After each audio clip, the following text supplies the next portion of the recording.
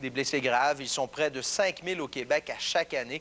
Des gens qui vivent des drames et qui doivent surmonter des épreuves épouvantables après coup. Ce soir, Mario Vaillancourt nous présente 2 exemples de courage et de détermination.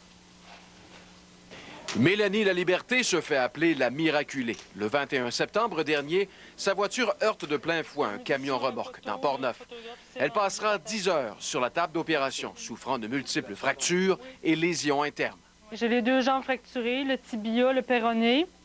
J'ai une fracture, j'ai des vis puis des plaques de métal. J'en ai ici dans le fémur. Des vis, j'ai la mâchoire refaite ici. Je sens la vis ici d'ailleurs. Tout le haut de ma mâchoire est refaite. J'ai plus d'os, c'est des plaques.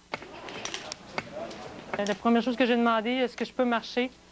Je m'en souviendrai toujours. Il m'a dit oui, tu peux marcher. Avec le soutien de sa famille, elle jure alors que rien ne va l'arrêter. 3 mois plus tard, elle se déplace par elle-même et passe les fins de semaine à la maison. Sa seule crainte, elle l'a eue lorsqu'elle est remontée une première fois en automobile. Oui, je regardais partout les camions, là, je regardais, là, même si je me souviens pas de mon accident, là. Mélanie Laliberté est un exemple de détermination et jure que d'ici 1 an, elle sera à nouveau sur ses 2 jambes et l'accident ne sera qu'un mauvais souvenir. Au moins, je marche.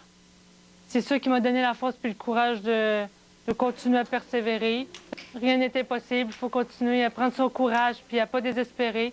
Si on est encore en vie, c'est parce qu'on a encore un bout de chemin à faire. Marie-Hélène Lapointe est paraplégique depuis un accident survenu près de lac Mégantic il y a 11 ans. La voiture qu'un de ses amis conduisait a raté une courbe. Un des 4 occupants y a laissé sa vie.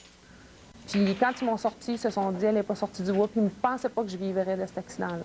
Mais la plus grosse blessure, c'est ma lésion au niveau de la moelle épinière, ma colonne vertébrale qui s'est cassée en 2.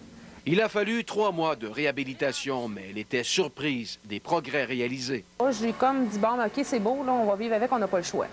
Il y a une vie à vivre quand même, il faut croire. Puis maman, comme je te disais tantôt, est très positive. Puis elle m'a dit, bon, regarde, il y a des solutions, puis on va t'aider là-dedans, puis ça va bien aller. C'est rapide, là, la réhabilitation. C'est surprenant. Après 3 mois, là, je fonctionnais toute seule. Je prenais ma douche toute seule, je m'habillais toute seule. J'étais capable de faire à manger. Tu voulais ici qu'avec un service web... Aujourd'hui, elle a une formation en informatique et suit un stage ici même à l'Institut de réadaptation. Et n'allez pas lui dire surtout qu'elle est une personne différente de ce qu'elle était avant l'accident. Ce que j'ai de plus, c'est pas nécessairement parce que je suis en fauteuil roulant, c'est parce que c'est la vie qui me l'a offert. Puis je l'aurais eu pareil, même avoir mes 2 jambes. Quand on est petit, on voit des anciens.